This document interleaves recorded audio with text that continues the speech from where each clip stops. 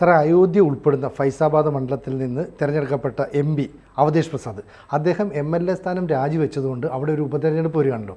അപ്പോൾ BJP ആ മണ്ഡലം പിടിക്കുമോ? BJP ആ മണ്ഡലം പിടിക്കാനുള്ള തയ്യാറെടുപ്പിലാണ്. കാരണം എന്താണെന്ന് വെച്ചാൽ അയോധ്യ പ്രാണപ്രതിഷ്ഠ നടന്നു കഴിഞ്ഞപ്പോൾ ഈ അയോധ്യ എന്ന് തന്നെയാണ് മണ്ഡലത്തിന് പറയുക. ഫൈസാബാദ് ജില്ലയൊക്കെയാണ് എങ്കിലും അറിയപ്പെടുന്ന അയോധ്യ തന്നെയാണ്. ഫൈസാബാദ് എന്നാണ് പക്ഷേ ലോക്സഭാ മണ്ഡലത്തിൻ്റെ പേര്. ഇനിയിപ്പോൾ അതിൻ്റെ പേരൊക്കെ എടുത്ത് യോഗി മാറ്റുമല്ലോ. അപ്പോൾ ആ മണ്ഡലത്തിൽ എങ്ങനെയായാലും BJP ജയിക്കും എന്നുള്ള ശുഭപ്രതീക്ഷയാണ് ഉണ്ടായിരുന്നത്. പക്ഷേ അവധേഷ് പ്രസാദ് അതുവരെ അറിയപ്പെട്ടിരുന്നില്ല. അവിടെ മുലായം സിംഗിൻ്റെ കൂടെയൊക്കെ നടന്നിരുന്ന ആളാണ്. കുറേ തവണ MPയും MLAയും ഒക്കെ ആയിട്ടുണ്ട്. മുലായം സിംഗിൻ്റെ കൂടെ നടന്നിരുന്നതാണ്. അപ്പം അച്ഛൻ്റെ കൂടെ നടന്നിരുന്ന ഒരാളെ എടുത്തിട്ട് മറ്റേ അഖിലേഷ് യാദവ് അവിടെ ദലിതാണ്, അപ്പം നിർത്തി പരീക്ഷിച്ചതാണ്. അപ്പോൾ ആ കാലത്ത് ഇവർ ഉയർത്തിയ പ്രശ്നം എന്താണെന്ന് വെച്ച് കഴിഞ്ഞാൽ ഈ ഒരുപാട് കടകളൊക്കെ അവിടെ പല പാതകൾ പണിയാനും പാലങ്ങൾ പണിയാനും ഒക്കെ എടുത്ത് മാറ്റിയിട്ടുണ്ടല്ലോ. അപ്പോൾ അവർക്ക് തിരിച്ച് കടകൾ കൊടുക്കും, പിന്നെ കോമ്പൻസേഷൻ കൊടുക്കും. സ്ഥലം ഏറ്റെടുത്തവർക്ക് മറ്റേ പൈസ കൊടുക്കണമല്ലോ, അവിടുത്തെ മാർക്കറ്റ് റേറ്റും ഒക്കെ. ഇതിലൊക്കെ കാലതാമസം കുറച്ചൊക്കെ വരുമല്ലോ ഇങ്ങനത്തെ കാര്യങ്ങളിൽ. ഇതൊക്കെ വലിയ ഇഷ്യൂ ആക്കിയിരുന്നു അയോധ്യയിൽ. അത് വലിയ വികാര പ്രശ്നമൊക്കെ ആയിട്ട് ഉയർത്തിയിരുന്നു. ആളുകൾക്ക് കട കിട്ടുന്നില്ല, നഷ്ടപരിഹാരം കിട്ടുന്നില്ല എന്നൊക്കെ പറഞ്ഞ് മിക്കവാറും ഒക്കെ കൊടുത്തിരുന്നതാണ് എന്നുള്ളത് നമുക്ക് വാർത്തകളിൽ നിന്നറിയാം. പക്ഷേ ഇങ്ങനെ അവധേഷ് പ്രസാദ് ഒരുപാട് കള്ളങ്ങൾ പ്രചരിപ്പിച്ചിരുന്നല്ലോ അവിടെ. മറ്റേ കടലാസൊക്കെ കൊടുത്തിരുന്നില്ലേ, 1 ലക്ഷം രൂപ കൊടുക്കും എല്ലാവർക്കും കൊടുക്കുന്നൊക്കെ പറഞ്ഞ്. പിന്നെ DCC ഓഫീസിന്റെ മുമ്പിൽ ക്യൂ ഒക്കെ ഉണ്ടായിരുന്നില്ലേ, ഭരണഘടന മാറ്റും. ഇത് വലിയ വിഷയമായിരുന്നു അവിടെ. കാരണം എന്താണെന്ന് വെച്ചാൽ അവിടുത്തെ BJP അതുവരെ MP ആയിരുന്ന ആള് ഈ മണ്ടത്തരമൊക്കെ പറഞ്ഞിരുന്നു ആ കാലത്ത്. ഈ ചില പ്രസംഗങ്ങളിലൊക്കെ ഈ ഭരണഘടന ഞങ്ങൾ മാറ്റും എന്നുള്ള മട്ടില്. കർണാടകയിലെ ഒരുത്തനും BJP-കാരൻ പറഞ്ഞിരുന്നല്ലോ, ഞങ്ങൾ വന്നാൽ ഭരണഘടന മാറ്റും എന്നൊക്കെയുള്ള മട്ടില്. അപ്പോൾ അതൊക്കെ അടിച്ചിരുന്നു. അവിടെ തോറ്റുപോയി. അപ്പോൾ അതിന് പകരം വീട്ടാനായിട്ടുള്ള അവസരം വന്നിരിക്കുന്നു. അവധേഷ് പ്രസാദ് MLA ആയിരുന്നു, മറ്റേ ഫൈസാബാദിലും മത്സരിക്കും.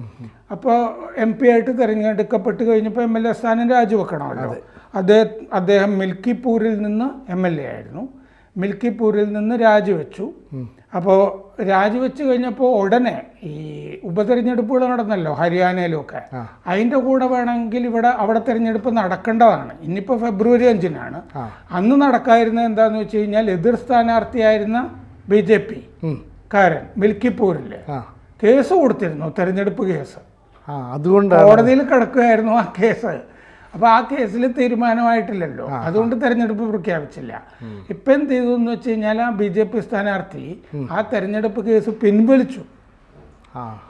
അപ്പോൾ BJP സ്ഥാനാർത്ഥിയായിരുന്ന ആള്, തോറ്റയാള്, കേസ് പിൻവലിക്കുമ്പോൾ തന്നെ അത് പാർട്ടിയോട് ആലോചിച്ചിട്ടാണല്ലോ ചെയ്യുക. എങ്കിൽ നമുക്കൊരു പണി കൊടുത്തേക്കാം, നമുക്ക് മിൽക്കിപൂരിൽ ജയിക്കാം എന്നുള്ള ഒരു ഉറച്ച വിശ്വാസം BJP-ക്ക് വന്നിട്ടുണ്ടാവും. അല്ലെങ്കിൽ കേസ് പിൻവലിച്ചു പോകേണ്ട കാര്യമില്ല.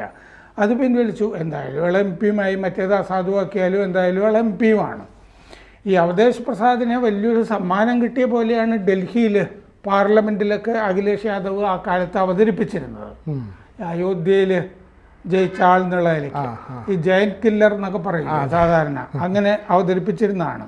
അപ്പോൾ ഇപ്പോൾ ഒരു സുവർണാവസരമാണ് BJP-ക്ക് ജയിക്കാനുള്ളത്. ഈ അവധേഷ് പ്രസാദിൻ്റെ മകൻ അജിത് പ്രസാദാണ് സമാജ്വാദി പാർട്ടിയുടെ സ്ഥാനാർത്ഥി മിൽക്കിപൂരിൽ. അപ്പം മകനെ തോൽപ്പിച്ചു കഴിഞ്ഞാൽ തന്നെ ഒരു മധുര പ്രതികാരം എന്നുള്ളത് വരും. ഫെബ്രുവരി 5-ന് തിരഞ്ഞെടുപ്പ്. അപ്പോൾ BJP സ്ഥാനാർത്ഥിയെ മകരസംക്രാന്തി കഴിഞ്ഞ് പ്രഖ്യാപിക്കാം എന്ന് വിചാരിച്ചിരിക്കുകയാണ്. മിക്കവാറും ഇന്നോ നാളെയോ ഒക്കെ ഉണ്ടാവും. അപ്പോൾ ബാബ ഗോരഖ്നാഥ്, ഇത് ദലിത് സംവരണ മണ്ഡലമാണിത്.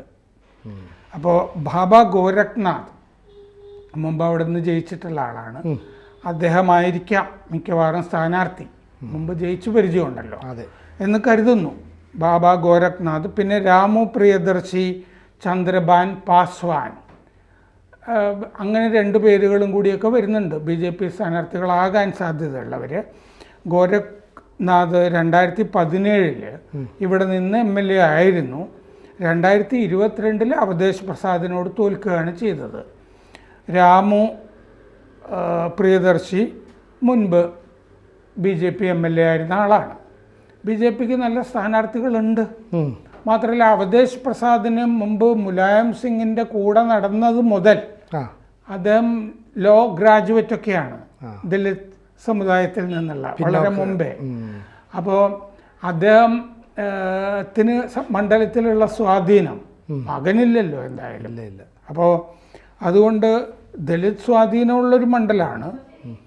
ഈ 1.2 ലക്ഷം വോട്ടർമാർ ദലിതരാണ്. ഈ ദലിതരിൽ തന്നെ ഹരിജനങ്ങളിൽ തന്നെ പാസി എന്ന് പറഞ്ഞ സമുദായത്തിൽ നിന്നുള്ളവരാണ് കൂടുതലും. ഈ അവധേഷ് പ്രസാദും ഈ പാസി ദലിത് സമുദായത്തിൽ നിന്ന് പെട്ടവരാണ്. ബ്രാഹ്മിൻസ്, താക്കൂർ, ഈ സവർണ വോട്ടെല്ലാം കൂടി 1 ലക്ഷമുണ്ട്. എന്നാലും ദലിതരാണ് ഭൂരിപക്ഷം.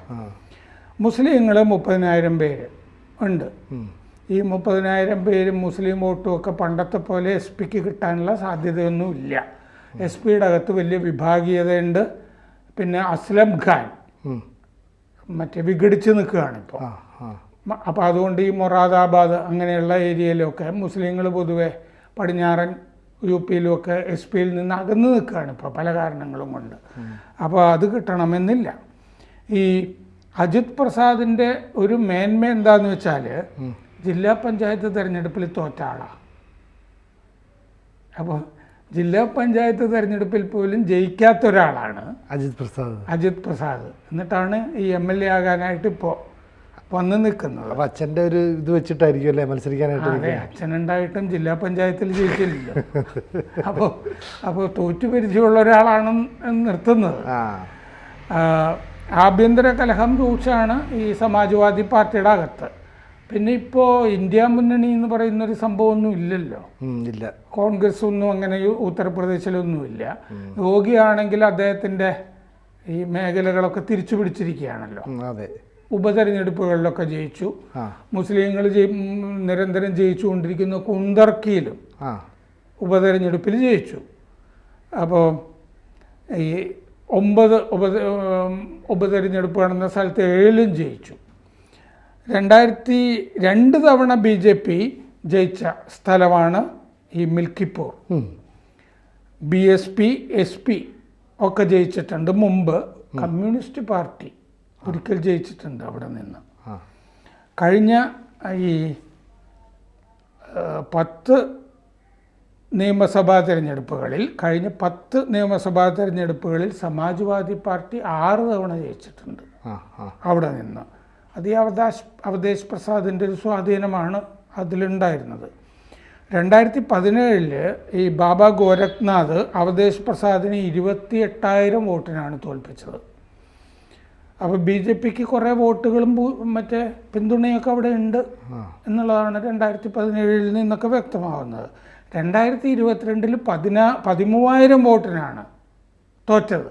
എന്ന് പറഞ്ഞാൽ വലിയ ഭൂരിപക്ഷമൊന്നും അവധേഷ് പ്രസാദിന് പറയാനില്ല. ഭീമമായ ഒരു ഭൂരിപക്ഷമൊന്നും പറയാനില്ല. അപ്പോൾ ഈ ഇവിടെ ഉപതെരഞ്ഞെടുപ്പ് നടക്കുന്ന അറിയാവുന്നത് കൊണ്ട് യോഗി ആദിത്യനാഥ് ഇടയ്ക്കിടയ്ക്ക് കഴിഞ്ഞ മാസങ്ങളിൽ ഇടയ്ക്കിടയ്ക്ക് വന്നു പോയിരുന്നൊരു സ്ഥലമാണ് ഈ മിൽക്കിപ്പൂർ. ഒരുപാട് ആലോചനകൾ നടത്തുക. അപ്പോൾ ജയിക്കാനുള്ള അരങ്ങൊക്കെ ഒരുക്കാനായിട്ട് യോഗി പലതവണ അവിടെ വന്നു പോയതാണ്. BJPക്ക് ഈ രാമക്ഷേത്രം പണിതിട്ടും വലിയ ഗുണമൊന്നും ഉണ്ടായില്ല. മറ്റേ ദേശീയ തലത്തിൽ 240 സീറ്റാണ് കിട്ടിയത്. വിചാരിച്ച പോലെ 300+ സീറ്റൊന്നും കിട്ടിയില്ല. അപ്പോൾ അങ്ങനൊരു കാലാവസ്ഥ ആ കാലത്ത് ഉണ്ടായിരുന്നു. പിന്നെ കുറച്ച് കുഴപ്പം പാർട്ടി RSS ബന്ധത്തിലുമൊക്കെ ഉണ്ടായിരുന്നു. JP നദ്ദ പറഞ്ഞില്ലേ, ഞങ്ങൾ RSSനേക്കാൾ വളർന്നു, ഒറ്റയ്ക്ക് നിൽക്കാം എന്നൊക്കെ പറഞ്ഞല്ലോ. അപ്പോൾ അതിനെ തുടർന്നൊരു ആലസ്യം വാരാണസിയിലുമൊക്കെ ദൃശ്യമായിരുന്നു. വാരാണസി തിരഞ്ഞെടുപ്പിൽ തന്നെ അതൊക്കെ നമുക്കറിയാവുന്നതാണ്. അപ്പോൾ അവധേഷ് പ്രസാദിനെ അതുവരെ ഡൽഹിയിൽ അറിഞ്ഞിരുന്നില്ല. അയോധ്യയിൽ ജയിച്ചതോടുകൂടി, ഫൈസാബാദിൽ ജയിച്ചതോടുകൂടി അതിന് മാറ്റം വന്നു. ഈ ഉപതെരഞ്ഞെടുപ്പ് ഈ ഇത്രയും നാളും വൈകിയിരുന്നത് മറ്റേ അവധേഷ് പ്രസാദിനെതിരെയുള്ള തെരഞ്ഞെടുപ്പ് കേസ് കാരണമാണ്. അത് പിൻവലിച്ചിട്ടുണ്ട്. അപ്പോൾ ഈ മിൽക്കിപ്പൂർ എന്ന് പറയുന്നത് ഇപ്പോൾ ഒരു അഭിമാന മണ്ഡലം അല്ലേ? അതെ, പ്രസ്റ്റീജ് ഇഷ്യൂ ആണ്. രണ്ടു കൂട്ടരെ സംബന്ധിച്ചും അവധേഷ് പ്രസാദിനാണെങ്കിൽ മകനെ തോൽപ്പിക്കണം, അദ്ദേഹത്തിന്റെ സ്വാധീനം ഉപയോഗിക്കണം. പക്ഷെ മകനാണെങ്കിൽ ജില്ലാ പഞ്ചായത്തിൽ തോറ്റയാളാണ്. അവധേഷ് പ്രസാദിന്റെ പഴയ സോഷ്യലിസ്റ്റാണ് ഈ ലോഹ്യകാലത്ത് നിന്നൊക്കെയുള്ള. അപ്പോൾ അങ്ങനത്തെ ഒരു സ്വാധീനവും ആൾബന്ധവും ഒന്നുമില്ല. അപ്പോൾ ബി ജെ പിയുടെ സ്ഥാനാർത്ഥി ആകാൻ പോകുന്ന ആള് നമ്മൾ ഈ പറഞ്ഞ പേരുകളിൽ നിന്ന് മിക്കവാറും ഗോരഖ്നാഥൊക്കെ ആണെങ്കിൽ ജയിച്ചു പരിചയമുള്ള ഒരാളാണ്. അപ്പോൾ അവധേഷ് പ്രസാദിനെതിരെ നിൽക്കുന്ന പ്രയാസമൊന്നും ഇതിൻ്റെ അകത്ത് വരാനില്ല. ഇതിൻ്റെ കൂടെയാണ് ഇന്ത്യ മുന്നണിയിലുള്ള കലഹങ്ങൾ, സമാജ്വാദി പാർട്ടിയുടെ ഉള്ളിലെ ആഭ്യന്തര കലഹങ്ങൾ. അപ്പോൾ എങ്ങനെയും ബി ജെ പിക്ക് ജയിച്ചേ പറ്റൂ. അപ്പോൾ നിയമസഭാ തെരഞ്ഞെടുപ്പിൽ ഒരു ശക്തമായ പോരാട്ടം തന്നെ നടക്കുമെന്ന് ഉറപ്പാണ്. ദേശീയ ശ്രദ്ധയിലേക്ക് വരാൻ പോകുന്ന മണ്ഡലമാണ് മിൽക്കിപ്പൂർ. സംശയമില്ല. ഇത് ഇവിടെയൊന്നും മാധ്യമങ്ങൾ ചർച്ച ചെയ്തില്ലെങ്കിലും നമ്മൾ പലതിലും ആദ്യമായിട്ട് ചർച്ച ചെയ്യാറുണ്ടല്ലോ, അതുകൊണ്ട് ചെയ്യുന്നതാണ് നമ്മൾ. ലോക്സഭാ തെരഞ്ഞെടുപ്പിൽ എന്തൊക്കെ ആലസ്യമുണ്ടോ അതിനെയൊക്കെ മറികടന്നുള്ള ഒരു വലിയ പ്രവർത്തനവും ബി ജെ പി അവിടെ കാഴ്ചവെക്കും. അത് നേരത്തെ തന്നെ അവിടെ പ്രവർത്തനം തുടങ്ങിയിട്ടുണ്ട് യോഗി ആദിത്യനാഥ്. കാരണം അവിടെ താമസിച്ചു പോയല്ലോ ഉപതെരഞ്ഞെടുപ്പ്, അല്ലെങ്കിൽ ഹരിയാനയുടെ ഒക്കെ കൂടെ നടക്കേണ്ടതാണ്.